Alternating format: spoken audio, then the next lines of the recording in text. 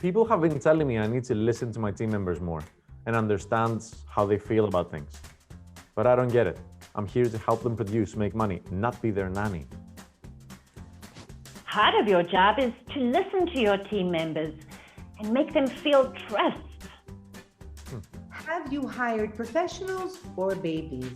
If they want to be heard, they can visit a therapist.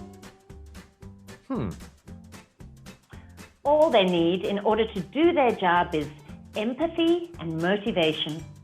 All they need in order to do their job is knowledge and effort. No, it's not. Have some empathy. Yes, it is. Have some business sense. Empathy. Business sense. Empathy. Business sense. Hey, stop it, both of you. What should I do?